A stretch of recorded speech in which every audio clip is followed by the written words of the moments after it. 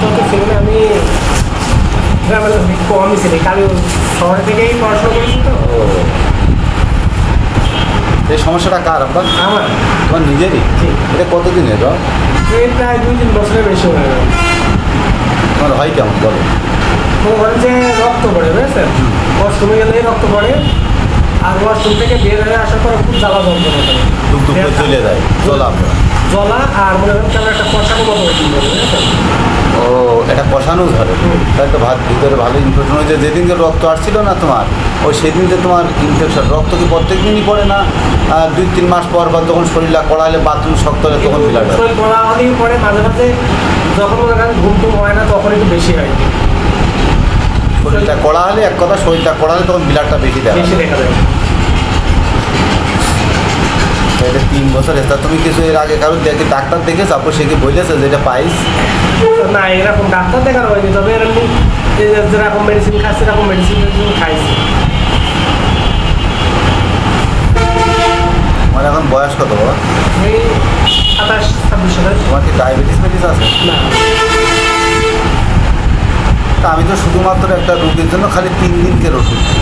ওই যে আমার একটা ফাইল ওষুধটা খালি 3 দিন খেতে হয়, এবং প্রত্যেক দিনই সকালে খাবার বাসি পেটে খেতে হয়। ঘুমের তো উঠবা, বাথরুম করে ফিরে অবশ্যই আল্লাহর নাম নিয়ে খেতে হবে, কারণ সারার মালিকই তো সে উপরে বসে আছে, আমাদের ওসিলা। হ্যাঁ, তুমি বাথরুম করে বিরাজ করে ফেরেছে, এবার ওষুধটা একটু ঝাঁকে নবীতে 1 ডোজ ওষুধ খেয়ে 3 ঘন্টা পরে সকালের খাবারটা খেতে হয়। তুমি সকালের খাবারটা 3 ঘন্টা, 3.5 ঘন্টা, 4 ঘন্টা পরে যদি খাও, তাহলে হবে কি, এটা তোমার নাড়ের দিকে সেরে হবে।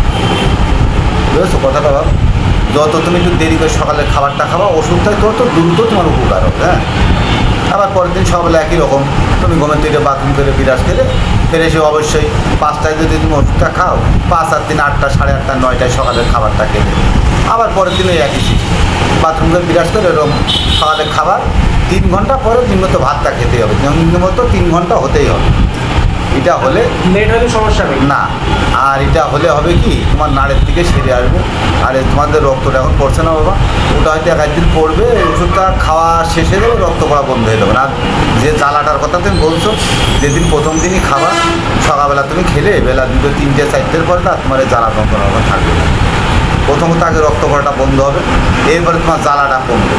তারপরে যে কী হবে, ঘাটা যখন সারবে তখন তো জ্বালাটা এমনি থাকবে না, তাই না? এবার তো তোমার গুটা নেই, মলদরে কোনো গুটা দানা ফানা বা বোট বেরিয়ে আসা এরকম কিছু নেই। ফুলে যাচ্ছে, মলদরে পিসার যে যখন বাথরুম করছো, মলদরের চারিপাশটা ফুলে যাচ্ছে টেবার মতো, তাই তো? হাত দিলে ওটা নরম।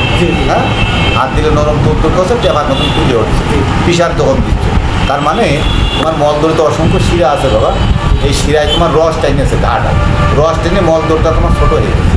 আগে যেভাবে তোমার বাথরুমটা বেরোতো সেইভাবেও বেরোনোর জায়গা পাচ্ছে না। তুমি পিসার দিচ্ছ, ব্যথা করতে পেটে, পিসার যখন দিচ্ছ তখন ওই জায়গা পাচ্ছে না, চিকুন ধারে বাথরুমটা হচ্ছে না। হ্যাঁ, আর তখন এটা ফুলে গেছে। ওটা তোমার 15 দিন বা 21 দিন সময় নেবে, কিন্তু 15 দিন থেকে 21 দিন সময় নেবে। হাতে প্রথমত রক্ত পড়া বন্ধ, পরে তোমার জ্বালাটা কমে গেল। যখনই জ্বালাটা কমে গেল তখন তোমার এখানটা চুলকাবেন, চুলকাবেন মানে তোমার এই ঘাড় রস মরবেন, বুঝেছো? এটা তোমার 15 দিন বা 21 দিনের ভিতরে তুমি একবারে ক্লিয়ার হয়ে যাবে, স্বাভাবিক হয়ে যাবে। তবে 3 মাস যাবত তুমি ইলিশ মাছ, গরুর গোশ, মসুরির ডাউল, চিংড়ি মাছ, হাঁসের ডিম, হাঁসের গোশ আর মাছকুলের ডাউল, এই 6টা জিনিস তুমি খেতে পারবে না 3 মাস। আমি এমনিতেই এসব খাই না। এটা যদি তুমি 2-1 মাস পরে, আবার এটা 1 মাস পরেই ভালো হয়ে গেলে খেলে বাবা, খেলে তোমার এটা ফিরে এলে তোমার আবার এই কষ্টর মুখোমুখি হতে হবে। তা আমি চাই যে একটু সাবধান থাকবা, মুখটা রোগটা তোমার মুক্ত হয়ে যাক, আল্লাহর কাছে দোয়া করি, আর সেরে গেলে তোমার যে হালাল বস্তু তুমি সব খাবে। কী বলছো?